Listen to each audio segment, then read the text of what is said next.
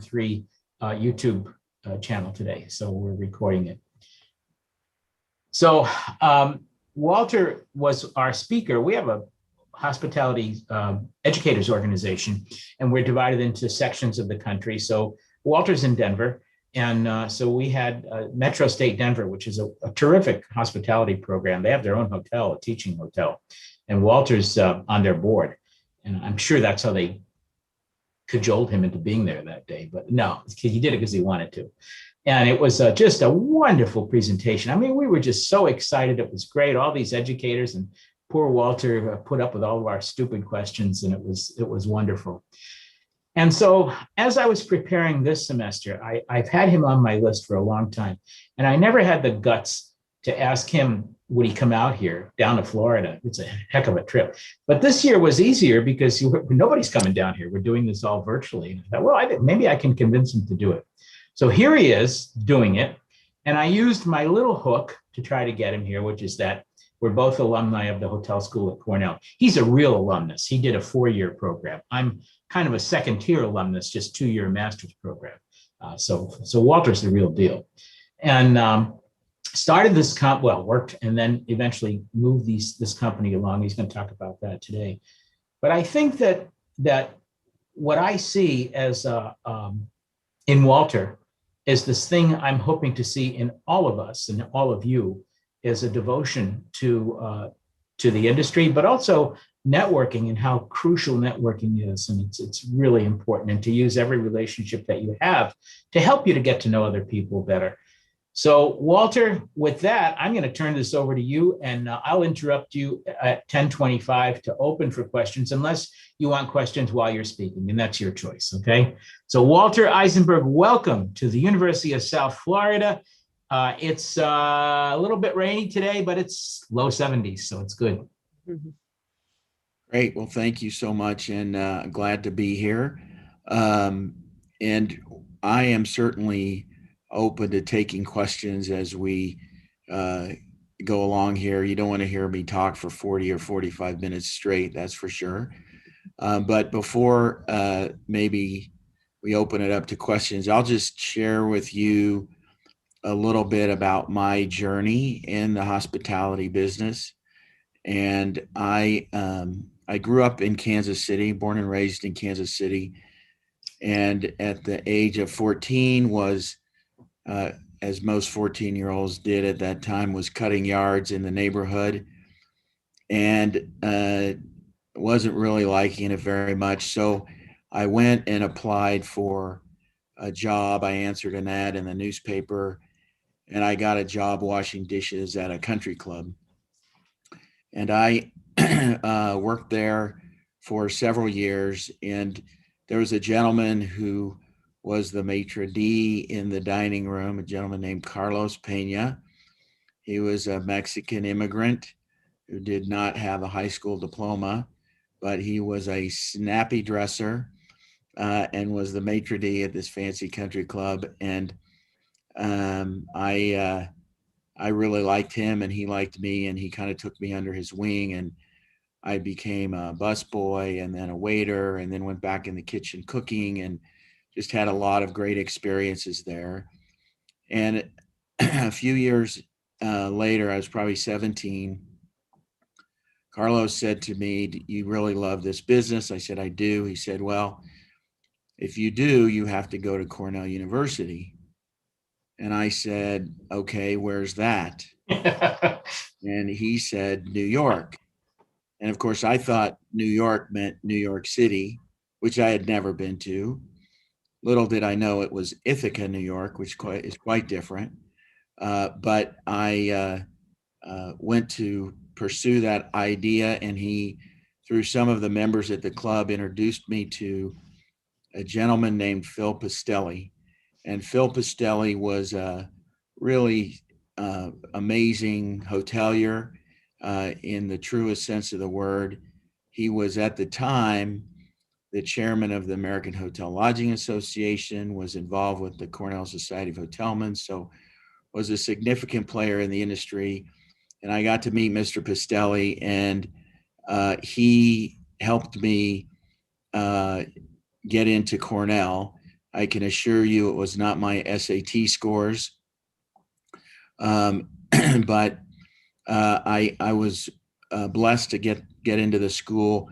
But the summer before I went there, Mr. Pistelli said to me, "I want you to come work in the hotel that he had, and you can be a management trainee, and we'll move you around from department to department," which I did. And in my last week before I was going to school, he called me into his office. He said, "Walter," he says, "for your last week, I want you to shadow me." And I said, "Great." And he said, "Be in my office tomorrow morning at 5 a.m." And as an 18-year-old, that wasn't a particularly attractive idea, but I, of course, was there. And Mr. Pistelli sat me down and said, "Walter, do you know why you're here?" And I said, "Well, because you told me to be here." And he said, "No." He said, "We're going to go talk to the night auditor." And he said, "One of the things that you need to understand about this business is that we are 24/7, 365. And you have associates working around the clock. You need to know them all. You need to appreciate them." And so we went down and talked to the night auditor. And I can't remember who said they did the night audit last night or something at the Westin, but the night audit has certainly Mason, it was Mason. Mason. The night audit has certainly changed because in those days the night audit was done by hand on a ledger page, and things definitely had to balance. And if you were off by a nickel, you had to figure out where it went. But we went down and talked to the night auditor, and he knew everything about this gentleman, his family, and just had this really nice conversation. A few hours later, he said, "Come on, we're going to go down and have coffee with all the housekeepers before they go out onto the floors." And he said, "Walter," he said, "do you know what a housekeeper has to look forward to every day?" And I said, "No, Mr. Pistelli." And he said, 16 dirty toilets. And he said, "You need to make sure that they're appreciated. They have a very tough job." And we went down into the housekeeping office and sat down and had coffee with all the housekeepers. He knew every one of them. He knew their families. He knew their kids. And those lessons that I got from Mr. Pistelli stuck with me my whole life. I've told that story many, many times. And I think it's an important story about our business. At the end of the day, you might be working at a beautiful hotel or a restaurant or in a resort. At the end of the day, those are the physical attributes, but the real heart and soul of the place is the people. We're in the people business, and it's really, I think, probably the most important lesson that I got, and really has stuck with me in terms of setting a culture within our own company. Um, I left Cornell in 1980, and I took a job. Uh, I had three job offers. I had a job offer from Hyatt, a job offer from Westin, and a job offer from a REIT. In those days, they were mortgage REITs, not equity REITs, but a REIT that was in bankruptcy. So which job did I take? I took the bankrupt REIT job. And I took that job because they made me the manager of a restaurant in Key West, Florida. And Hyatt and Westin were going to put me into a training program. And I had a fair amount of self-confidence and didn't want to be a trainee. And so I took this job as the manager of a restaurant. It was a 24-hour kind of Denny's type of place in Key West. And so I went there and was the GM there of this restaurant. And then this company moved me around throughout the Southeast. I lived in Miami. I lived in Jacksonville, Atlanta, New Orleans, and Houston. Over a period of 4 years, I moved 7 times. And it was an amazing experience. I kind of became a troubleshooter where they had a problem. I went in as the GM or food and beverage director. And in 1984, early 1984, I was in Houston, and a gentleman that I went to college with, Zach Newmeyer, was in Denver, and he had quit his job, and he was in the consulting business. I'm sure you all know what HVS is. There, in those days, there was a company called Laventhal and Horwath. They're no longer around, but Zach had worked for L&H at a school, and so he was more on the consulting side, market studies, and things like that. And he quit to start his own consulting business.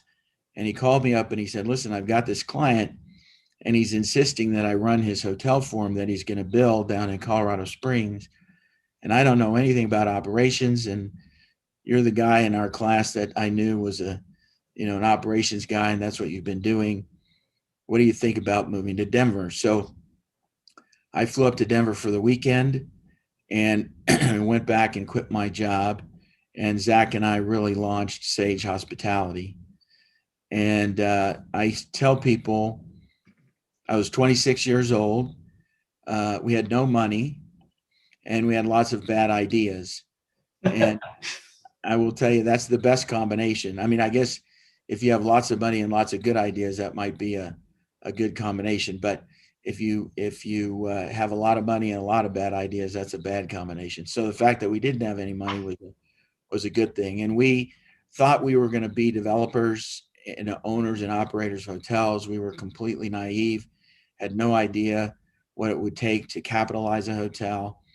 And so, needless to say, we were not successful, but we needed to eat. And so we had a little bit of consulting business. And then we ended up just through just some fortuitous events, getting our first management contract, which was a troubled asset. And in that time frame, there was a very significant recession going on in the mid 80s in this country, driven primarily by the reduced price of oil. And there were also a lot of savings and loans that had gotten overextended. And as a result, the savings and loan market collapsed. The banks failed. The government had to seize them. And the government formed an entity called the Resolution Trust Corporation, the RTC. And there was massive defaults of commercial real estate, and probably more so in the hotel industry than anywhere else. And we quickly became known as turnaround specialists. And we started the company in 1984. By 1989, 5 years later, we had 80 hotels under management. That was the good news. The bad news was every one of those hotels was owned by a bank or a lending institution, and we had a 30-day contract. And when you are an unintended owner of a hotel asset, the first thing you want to do is get rid of it as quickly as possible. And we turned the properties around, and then the bank had the opportunity to sell them, and we were out of work. And as we looked at our company, which had grown significantly, here we were with 80 hotels, we also knew that every one of our clients wanted to get out of the hotel business. So we, for the first time, sat back and did a strategic plan for the first time really in the company's history, and said, we have got to get into the equity side of the business. And we bought our first hotel, a small hotel in downtown Denver called the Oxford. It's 80 rooms. And we bought it out of bankruptcy in 1990. We still own it today. And then we layered that on with some additional acquisitions, but we didn't have a lot of money and we didn't have a lot of investors. But we got a few high net worth investors to back us and made a few acquisitions that were very successful. And then in 1994, we had a major breakthrough, and we bought 30 Fairfield Inns by Marriott Marriott was in trouble, big trouble. In the early 90s, they were close to filing bankruptcy. And they had just split into the two companies, Host Hotels and Marriott International. They spun off all their real estate into Host. And so we bought these 30 Fairfield Inns, and became a Marriott franchisee, which was a huge deal. But the second piece that was very significant is we got the Carlyle Group, a very large private equity firm, to put up the equity for the deal. It was a $100 million deal. It was 10 times bigger than any deal we'd ever done. But that put us on the map in a very different way 10 years after we started. From there, we really, that was a launch pad, and we grew and we started to do developments, and the company continued to be successful. And we made it through kind of what I'll call the '01 recession, the tech bubble burst. We went through 9/11, and, we're riding kind of the ups and downs of our business. And then '08, '09 hit. And well, I had just in '08, I turned 50. And you think at 50, you know everything. Well, let me tell you something, you don't know anything. And that crisis was very significant. And we fortunately came out of it, learned a lot of lessons about not taking on too much debt, don't sign personally on notes, what kinds of lenders you want to do business with, what kind of partners you want to partner with. And we came out of that and set a strategic vision for the company for the kind of the next decade ahead. And in that, you would see the company that we have today. If you've looked at our website, we have 4 divisions. We have a hotel management company, we have a restaurant company, we have a real estate investment company, and then we have a company called Sage Studio, which does all of our placemaking, design, and we own a lot of intellectual property. And we lowered our debt significantly at our properties. We got really strong lenders. We got really great partners. And we were really, I think, set up to be very successful for the long term. In 2019, we did about $1 billion of revenue, 55 hotels, all of them concentrated primarily urban, primarily lifestyle assets, and some urban select serve assets like courtyards, but primarily urban. That was our strategy. And if you would have asked me in 2019 about our business, I would have said to you, we're bulletproof. If the '08, '09 crisis came around, which, by the way, was the worst crisis in our industry since the Great Depression. So it was kind of what you would see as this once in a lifetime mess. And we were ready for the next one if it ever came around. Well, unfortunately, we had never imagined a pandemic. And I don't think that anybody in our industry was bulletproof relative to a pandemic. Our revenue in April of 2020 was down 97%. We had 6,200 associates, and we went down to 500 associates. And I will tell you that it's probably the most heartbreaking time of my career. I know that you all are experiencing it a different way. I can't imagine Zoom classes in college. It's not the same as being together. And so everybody's impacted by this. Our industry certainly much more significantly probably than any other industry, maybe than the cruise business and the airline business. But if you're in travel and hospitality, your business was decimated. Our revenue in 2020 was down 75% year over year from 19. So we went from $1 billion company to a $250 million company. When we were a $1 billion company, our payroll was 300 million. So, and then if you start to look at property taxes and insurance and utilities and all the other things, you can imagine the negative cash flow that we experienced. I will tell you that the lessons learned in '08, '09 did help us to be better prepared.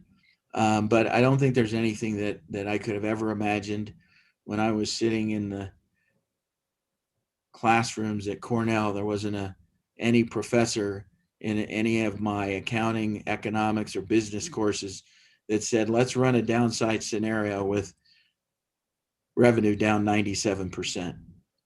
Unimaginable. But I think with any crisis, you learn a lot about what's going on in your business, and we're going to take these lessons learned. We're going to come out of this. We're going to be a stronger company. And I will end with this idea about what you do inside a pandemic if you're in business. There's a formula, and it's catastrophe plus innovation equals revolution.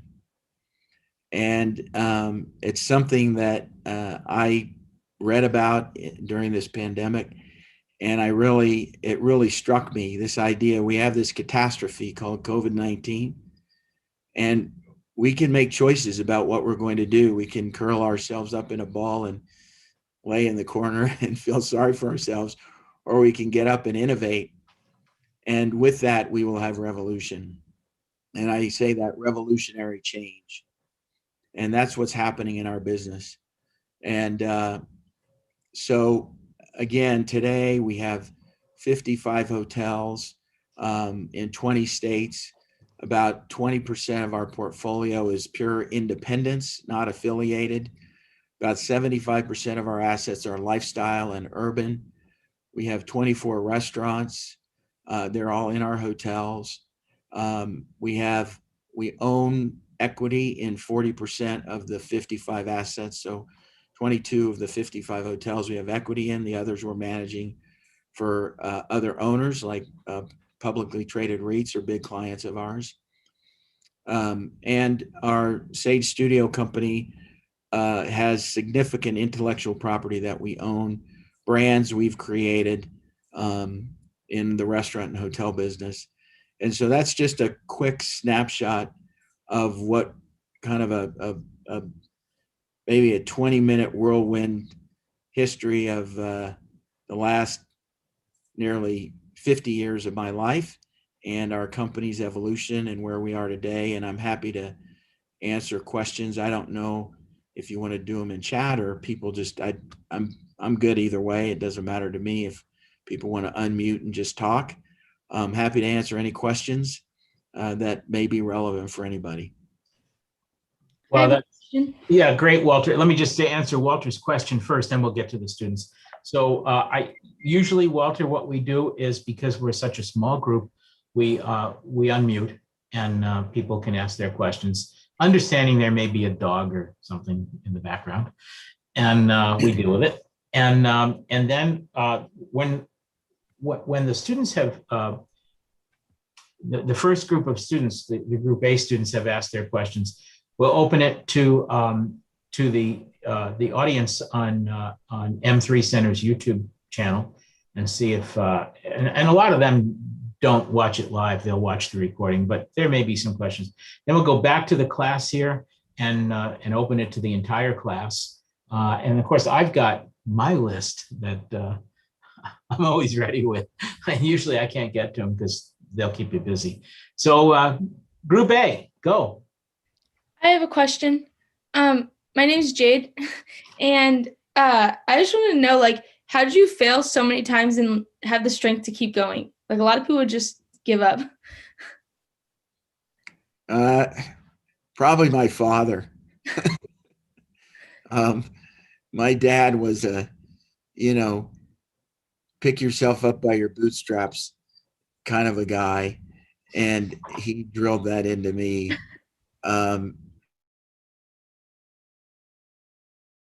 I'll tell you,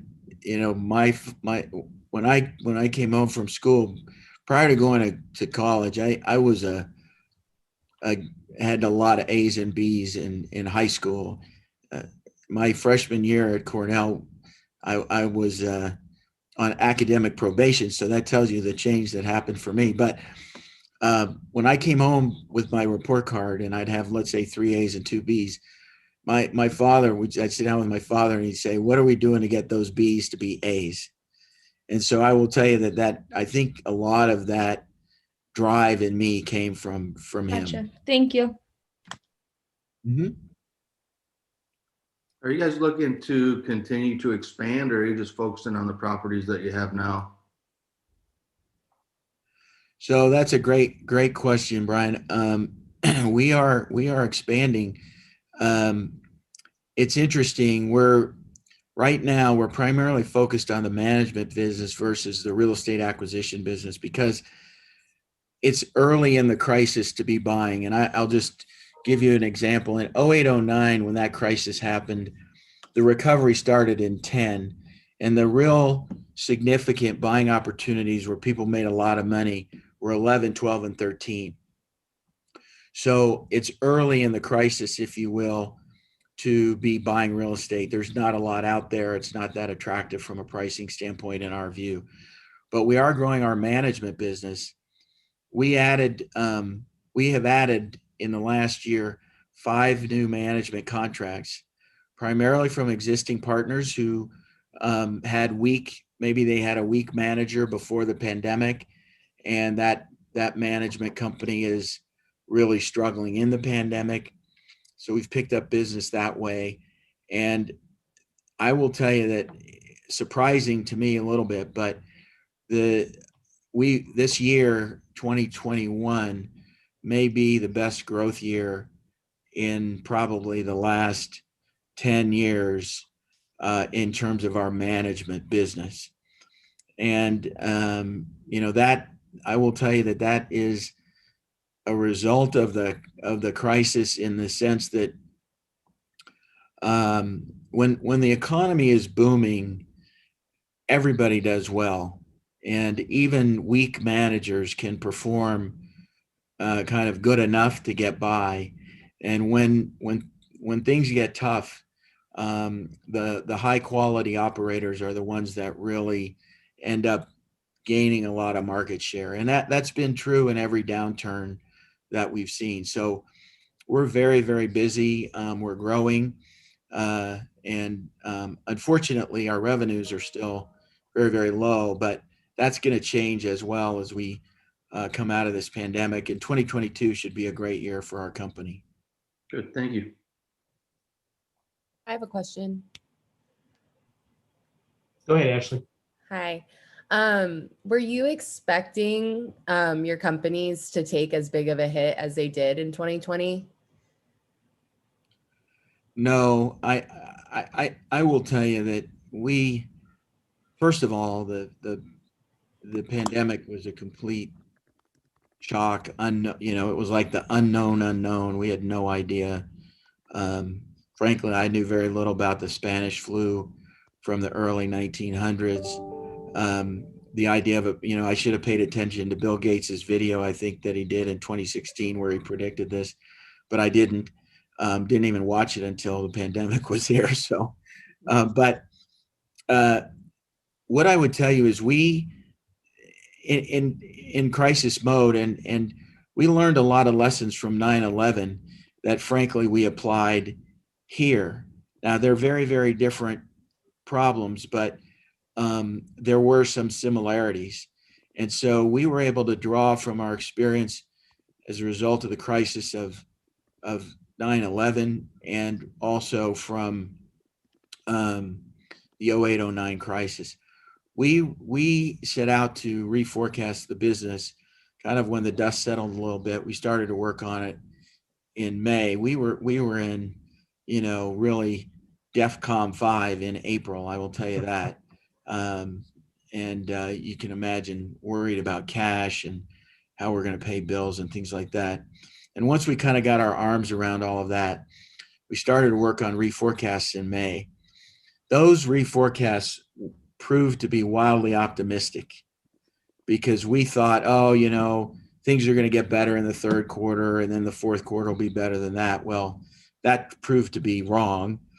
And a lot of it had to do with these spikes and the government shutdowns, and we're in 20 states, so every governor and mayor decided to do things differently. It was pretty chaotic. And so when we saw a lot of that chaos going on in June, in particular, June was really chaotic, and things started to open up a little bit, but it wasn't very good. And it was evident that until there was a vaccine, things were going to be pretty bad. So we reforecast again in July, and we had this, what we call our August 1 locked forecast. And we actually exceeded. So we took an extremely conservative view, and we set standards for our hotels.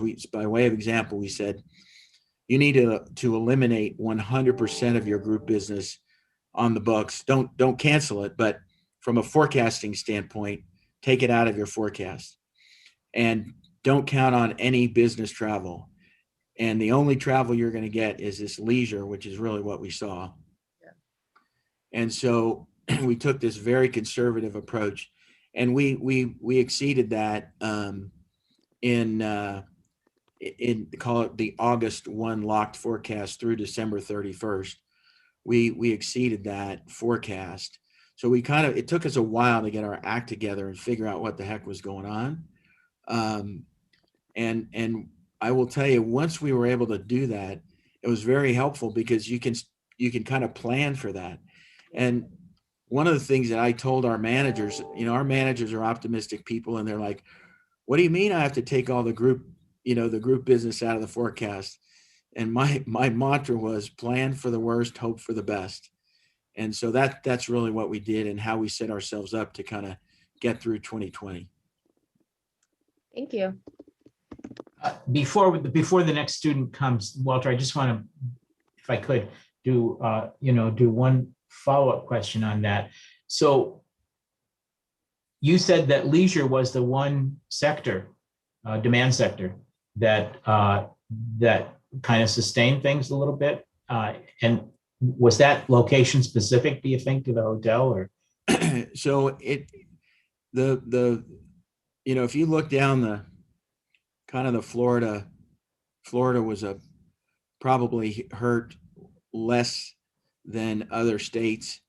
What the biggest beneficiaries, and nobody was really a beneficiary in the truest sense of the word, but the businesses that got hurt less were in drive to leisure destinations. We have a hotel in Savannah, Georgia.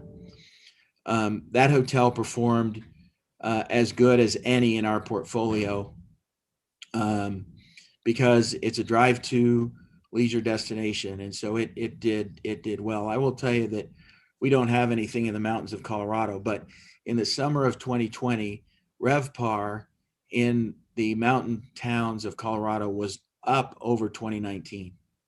Yeah. Up over 2019. Yeah. Now, for the year, they were down because in other times, but you think about Colorado, outdoors, hiking, biking, it's safe to be outside, everybody said, right? The weather's nice, not too hot, not humid. We don't have, there were probably not as many people in Miami in July as there were in Colorado. So I think you think about the businesses. And so that, and then the other thing that I'll tell you is we did see at our urban locations. So take Denver as an example. We have a big presence in downtown Denver.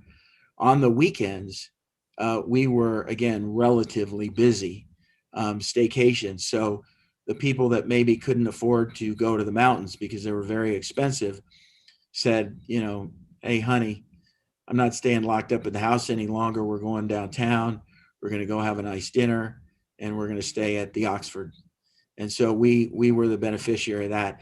And that, what I would tell you is that business continued through the vast majority of the month of October. And then there was a big crash. November and December were really brutal. But again, drive to, like the Savannahs of the world, continued to do relatively well. But the urban areas, when this last big spike came, there was a huge spike in late October, and then the holidays, and then another spike. And it just, people just didn't feel as safe saying, hey, honey, let's go downtown Denver. But that's kind of been the trend. Yeah, thank you, Walter. No, I ask it because you've hit the nail on the head. It's what we saw here, particularly we're on the West Coast, the Gulf Coast of Florida. And we've seen a lot of those same phenomena, especially drive-through vacations. Here in Sarasota and Manatee, our hotels have really started doing rather well, and on the weekends, but even weekday occupancies have come up. No group business, that's for sure. No. But, kind of interesting. Thank you. Okay, another Group A person. My question is, it's like here in Florida, Yes, like right? Hey, Lauren, go. here in Florida right now, it's like so busy. There's so many people here. Like, is it like that in Denver? Like at your other hotels? Like, have you seen business pick up like right now? Yeah, no, Denver, the urban locations.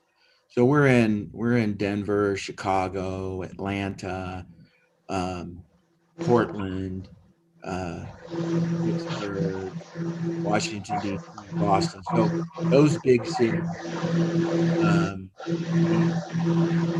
the the urban business is not good right now. Lauren, And excuse me, Walter. Lauren, can you mute yourself? I think we're getting, go ahead. Thank you, Lauren. it's so we're not seeing the same kinds of things going on in Florida, but the mountain communities, again, skiing, they're doing fairly well, but it's very much today a leisure customer.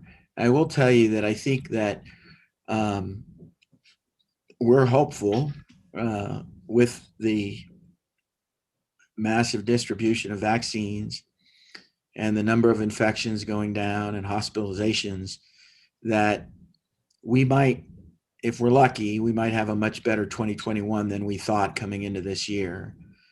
We took an extremely conservative view of the first 6 months of 2021 in our budgeting. And you got to remember, we were doing budgets last fall, right? So our budgets were finished typically November 1st, some December 1st. But even then, we didn't really know that much about the vaccine distribution and how quickly it would be out there, how effective it was going to be. But I think that what we're seeing maybe in the last couple of weeks is relatively positive, and hopefully it will continue in that trend, and 2021 will be a better year than we expected. Great, thank you. Another person from Group A. Yeah, hello. I have a question. Go ahead, Nathan. So, as the CEO of your company, of the Sage Hospitality, I was just wondering what are your daily duties, and just like a two-part question. And from your perspective as the owner or CEO of the hospitality company, what sets apart from a manager and a great manager? So my daily duties, they vary, but what I would tell you is that, and particularly, I would tell you that probably my number one job is to make sure that the culture of the organization is remains strong, and really exhibiting leadership that you want others to emulate. I have 7 direct reports, and I meet with every one of them once a week for about an hour. I will tell you that one of the things that comes with age is learning that you if you let people do their jobs, and I was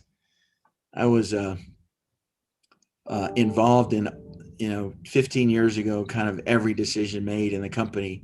It's not a particularly effective way to lead.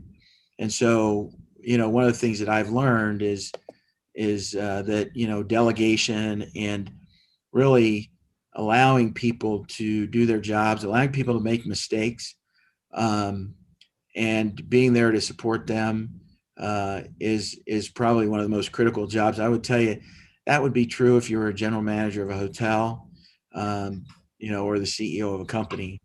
But hire people that are smarter than you and let them do their jobs. And so I think that's the other part of my job. And Mason, I already forgot the second question. So the second question is, what sets apart from your CEO perspective? What sets apart from a manager to a great manager? So I will tell you that I go back to the kind of the early lessons I learned, which I shared with you all. Our business is about people, and we first of all, we try to hire heart-led leaders. That's a really important idea. Leading with your heart. We're in the people business. Sage's kind of purpose statement is that we exist to enrich people's lives one experience at a time. And if you think about that, that's really what we're looking for in our GMs and our other leaders, is that these are people who are passionate about enriching other people's lives. And when we say that, we want to enrich the lives of all our associates. We want to enrich the lives of our customers. We want to enrich the lives of our investors, and we want to enrich the lives of those in our communities. And that's really what we talk about. And that's what I would tell you differentiates a great leader from great GM from one that may not be as skilled. Oh, what a great answer. Thank you, Walter. I think it's one thing, and we have, 9 faculty here, and we all have our own perspective. We've all run businesses. We won't hire anybody that hasn't. But I think that as I look at what the common thread is, I think that's a common thread. I even see that we're trying to communicate to the students. So hearing it from you is powerful. Thank you. Okay, Group A, we still have we heard from Amanda yet? I'm ready. Go ahead, Amanda. Thank you. After looking at the Sage website, what stood out to me the most was the design of all of the hotels and the restaurants that you have. And my question was, is there one person or one certain group of people who design all of these, or is it different for each hotel or restaurant? Yeah, that's a great question, Amanda. So one of the things that we think is a key differentiator for our company is that design. And so our company, Sage Studio, is run by a woman named Jessica Werner, and she actually came up through the restaurant business, and she worked for the Food Network. She's got a really great, diverse background. And we take an approach to our businesses that we start thinking about the design as kind of, what does this place want to be? And so you start with the vision of what the place wants to be.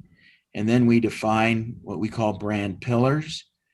And we really spend a lot of time, and we have what I call like maybe a mini white paper about the project before you hire an architect or an interior designer or a contractor. And then we share that information with all those professionals, because we want them to know what they're building. And there's an old story about these 2 guys that are at the Taj Mahal, and they're both laying bricks. And a guy walks up to him and says, to the first guy, says, "What are you doing?" And he goes, "I'm laying bricks." And he goes to the second guy, says, "What are you doing?" He says, "I'm building the Taj Mahal."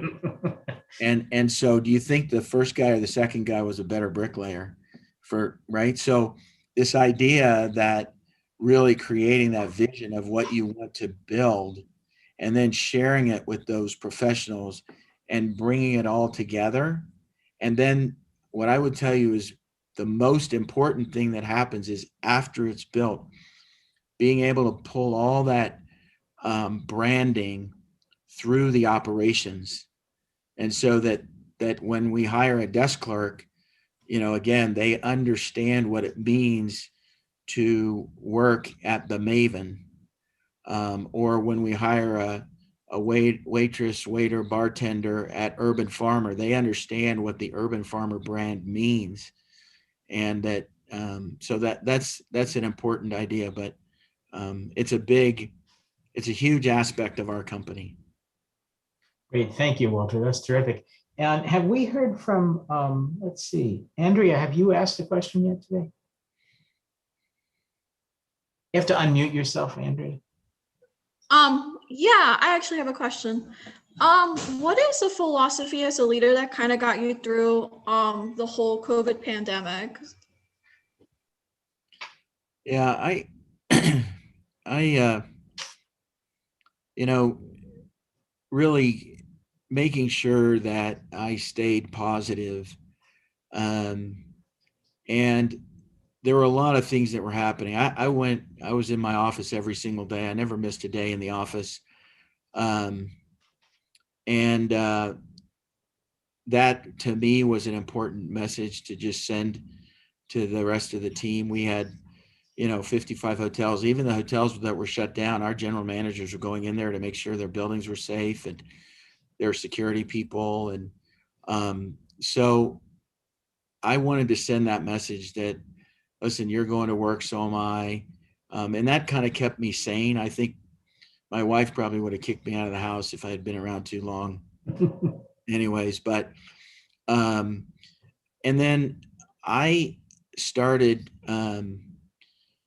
almost a year ago, I started to send out nightly emails, and I sent nightly emails to our partners for about 30 days, just to let them know what we were doing to protect the assets and how we were dealing with cash and those sorts of things. And then to the associates, we had a big website we created for our furloughed associates that they could go to get help that they might need. And then I was sending out nightly emails, and for the first 90 days, kind of into June, I sent an email out 7 days a week. And that was kind of therapeutic for me, right? To know that I was talking to our people and kind of keeping in touch with them. It kind of kept me going. I've continued that. I don't do it 7 days a week. I do it once a week now, but it's almost been a year. And just kind of seeing all that and seeing our team really rally, our people just stepping to the plate, I think was a huge motivation for me to kind of keep going. That's great, Walter. And in fact, class, if we're starting to hear some themes here from some of the terrific leaders we've had in. And what Walter just said about communication is pretty much what Don Fox said last week from Firehouse Subs, that he remember he talked about doing that same thing, particularly at the beginning of the crisis, so that people knew what was going on. And that's what I'm hearing here too. And just amazing. Okay, well that's Group A, and I would before I open it to the rest of the class, we do have one question from the distant listeners, and so Damla, I know you're there because I know you're using my picture. Yes, I'm here. Yeah, so I'll read it, but if you have any more that have come in since that time, make sure you let us know, okay? So this one is says, how did you fund the first ever hotel you bought? This is really important. As you mentioned, you didn't have money with a lot of ideas. This may inspire future hospitality graduates to start their own businesses. So how'd you do it? So first of all, we started the company in 1984, and then the first hotel we bought was in 1990. And I will tell you that the one thing that we did between 1984 and 1990 that was smart was we never borrowed any money. We really just, if we made, $10,000 in the first month in revenue, and there were three of us, we each took $2,500 and then we put $2,500 in the bank, and so there was I would say an organic growth that occurred for those first 5+ years. The hotel that we bought in 1990, the Oxford, was in bankruptcy, and we needed $250,000. So while that's a lot of money relative to capitalizing a hotel in the tens of millions of dollars, we were able to acquire in this bankrupt entity a 10% interest in the hotel for $250,000. And so that's what we did. And I will tell you that it was kind of friends and family. We certainly didn't have $250,000, but we put together kind of all our money and then got some friends and family to kick in. And, that was how we did it. But I will tell you, I think that one of the mistakes that some entrepreneurs make, in my opinion, is they perhaps go borrow a lot of money or raise a lot of money versus a more organic strategy. And you think about, I was reading about the guy that started Sonder. He's a Canadian, and they're a big kind of alternative hotel user today. And he started in his dorm room in college with an idea of renting out his, he was actually in an apartment, renting out his apartment while he was gone from college over the summer. So he had signed a 12-month lease, and he started doing that, and it's turned into a multi-billion-dollar business. And he actually dropped out of school because he was making so much money. But he didn't go out and borrow money from anybody. He really organically grew that business. And I would tell you that would be my. And he started in his dorm room in college.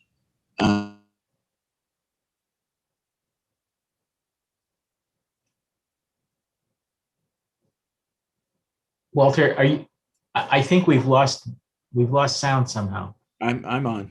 Okay, good. Thank you.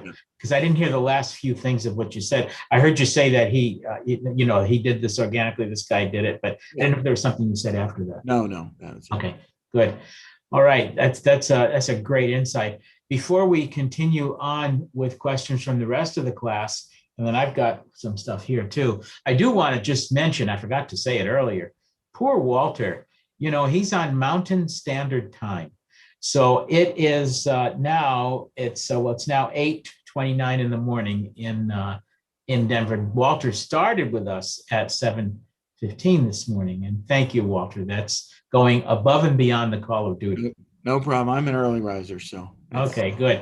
And Dr. Jihan Chobanoglu has joined us. Jihan is the head of our M3 Center and holds the McGibbon Chair from McGibbon Hotels. And welcome, Jihan. Thank you. Okay, I want to open this to the other students now in the class. Anybody have a question you want to ask? Anybody? Rachel, go ahead. I see your smiling face. You got to go, Rachel. So this question is about the restaurant side of the hospitality group. So what are some of the more unique concepts you have in some of the restaurants that are in the hotels? So we have a variety of restaurants. Our biggest restaurant concept there on the screen is Urban Farmer. We have 4 Urban Farmers. Those are all our brands there. And Urban Farmer is an interesting concept. We said that we wanted to be a modern steakhouse. And if you think about kind of a lot of the steakhouses that were successful, Morton's and Ruth Chris and Capitol Grill, they all feel very masculine. They feel, very steak driven, and they're all kind of cookie cutter. You can see our urban farmers feel very different, and they're one of the things that we do with the Urban Farmer brand is we connect with local ranchers and farmers. So we're in Portland, Cleveland, Philadelphia, and Denver, and buy and use their products. So the places feel, you can imagine that, the farmers and ranchers in Ohio are very different than the farmers and ranchers in Colorado. And so we have a big emphasis on local, and so I tell you, that's kind of a steakhouse isn't so unique, but I think we've taken an interesting twist there with that. Walter, let me just do a follow-up. Thank you for that question. That was good. Let me just do a follow-up on that, Walter. What has been your observation, your experience with the restaurants in this last year, compared to the hotel operations? Yeah, the restaurant business has been better than the hotel business. Now, there have been exceptions to that. When the government, wherever jurisdiction you were in, shut down indoor dining, that was a disaster. Our restaurants are not, pre-pandemic, weren't really geared for takeout and delivery. It's just not the kind of restaurants we had. So we had to really pivot to try to figure that out. We weren't that successful at it. People aren't ordering steaks to be delivered to their home. But at Urban Farmer, even some of our other concepts, some of the concepts were better for takeout and delivery than others. But without the government kind of intervention, the restaurant business was much more robust than the hotel business. And we're seeing a huge thirst for people to get out. I will tell you that this past weekend, our restaurants that are open, and some of the restaurants are still closed or under severe restrictions, but our restaurants that are open kind of did better revenue than they did in February of 2020, which was pre-pandemic, by the way. So what that tells you is that consumers want to get out.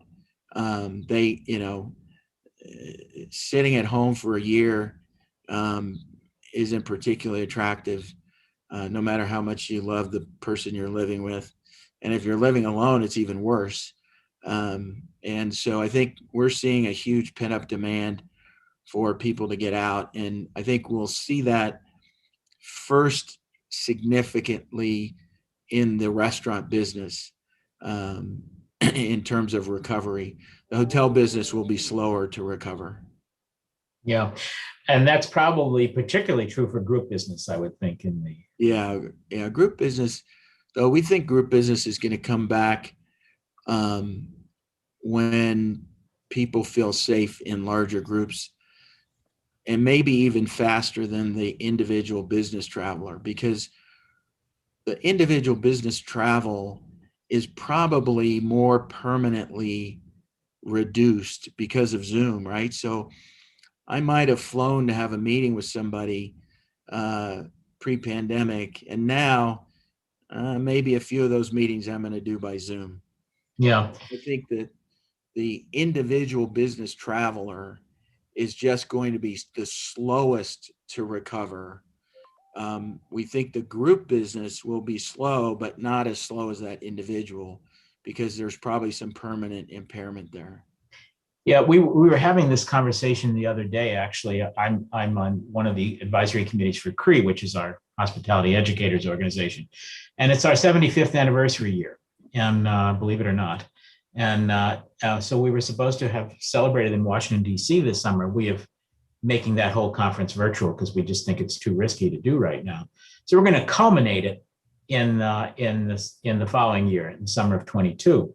Culminate the 75th. So that's how we're saving it. But the conversation we had was, you know what? there, as you're saying, Walter, people are looking, not just individual travelers, but even maybe group travel, is that we're going to modify that conference, we think, by having, instead of a 3-day conference, maybe it'll be 2 days, and then 1 day on either side of it, that will be virtual. And I don't know. I mean, I don't know whether we're just a one-off or whether we're going to see more thinking like that in the future. And then if so, how do we capitalize that as hotels?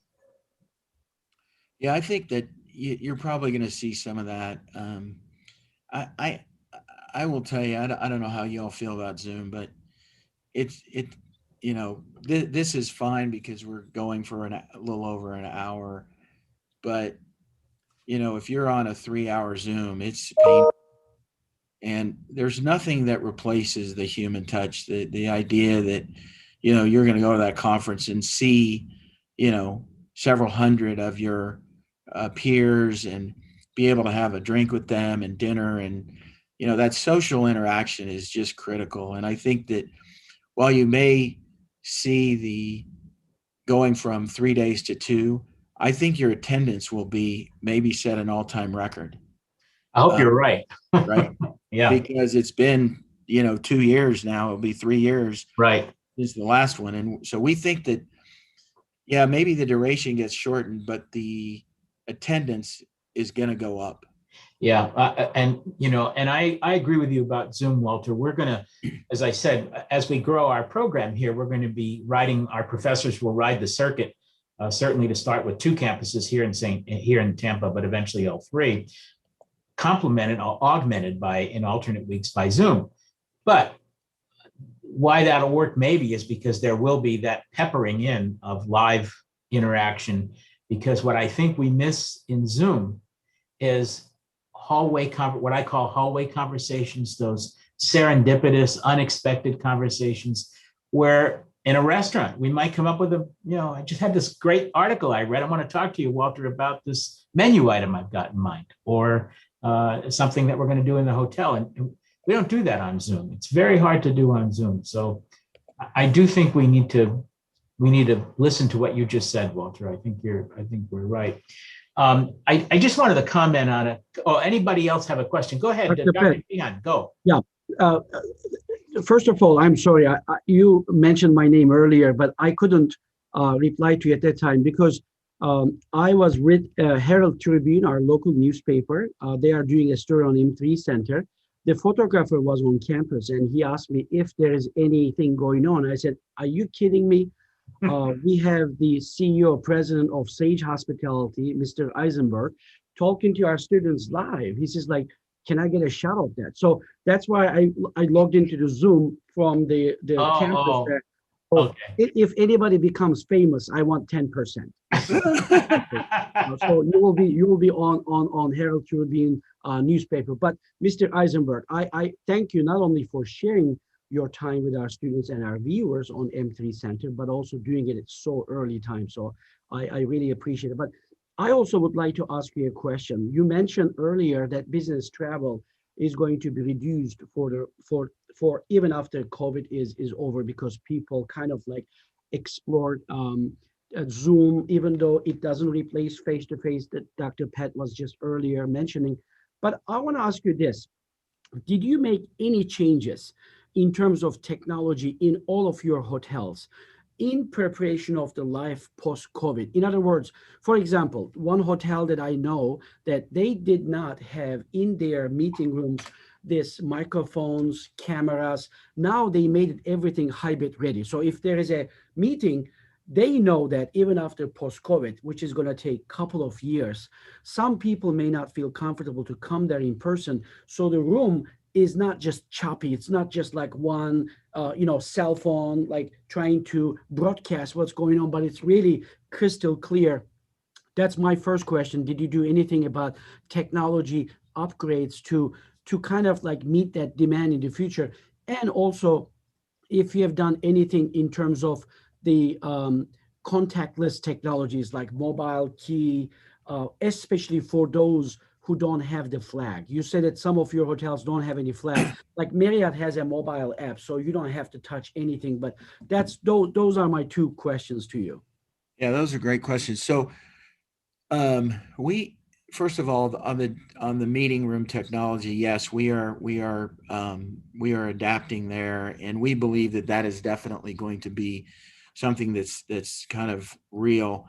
And it's very expensive, by the way, to put that technology in and have it be really, really good. But for those of you who have been in a hybrid meeting, the difference between somebody just flashing their iPhone around versus a really, really high quality experience, it's like night and day. And so that's going to be, we think, a very important part of the recovery. On the touchless check-in and so forth, it's interesting. So it's been around for a long time. But customer adoption of that technology was extremely low. And it just shows you that people don't want change, even if it's better, right? Think about it. You could check in on your iPhone. You never had to go to the front desk. You had a RFID code that got you into your room. That technology's been around for years, but nobody was, I mean, the percentage of adoption at Marriott, Hilton, Hyatt, our franchise partners, was extremely low, extremely low. That is gone. The adoption by the consumer was dramatically accelerated by COVID. If COVID hadn't happened, it might have taken 5 years for the customer to kind of figure out that, oh, this is okay, it's safe, it's whatever, right? Change is hard. So that's there. And we have that technology at our independent hotels as well. Great, thank you, Walter. That's terrific. We have about 2 minutes left, and I want to just thank you for the comment you made about Phil Pistelli. I knew Phil, also a great guy, and about about visiting people on the staff in the hotel. Walter, I ran the little Howard Johnson's hotel up on Route 13 in Ithaca for about a year, right before I started at Cornell. And but I remember the most important thing I did in that hotel, certainly asked the night auditor, did he really balance in the morning? But then to go down to the housekeeping office, and we didn't have, it was a small hotel. We had 75 rooms, but to have donuts with them. Now, this wasn't good for my waistline, but what those women, and they were all women, cared about, they could all clean rooms. That wasn't a problem. What they cared about was that somebody was just having fun with them and listening to them and knew what they needed. They weren't going to come to tell me that some cleaning product wasn't working right, that some genius in Braintree, Massachusetts decided we should buy, but they would say, Pat, have you seen what this does to our bathrooms? And what a difference that was. So Walter, that was it's just a great comment, and probably from an operational perspective, one of the most important things. And I really appreciate that. Any closing thoughts for us, Walter? Study hard, graduate. That's important. And then I will leave you with this. Love what you do and love who you do it with. And if you can achieve those two things in life, it's not work. So that is my closing comment for today. And I wish you all the very best of luck at school and in your careers, and come work at Sage Hospitality. All right, I like it. Walter, when we sign off, could you just stay behind for 1 second, and you and Keegan and I can chat just for a second. But class, I just want to just a couple minutes. Yeah, just a couple minutes. I just want to remind you all that next week is Nick Vajinovich, and Nick is local. He's also a Cornell grad, by the way. And Nick has the Little Greek Restaurants, and he's president of Little Greek Restaurants. And you'll enjoy Nick. He's got quite a story to tell, and he's quite a character too. That one is just a coincidence that he's a Cornellian, but why not? And the other thing I want you to be aware of is the following week after that is Ken Edwards of TriStar Hotels.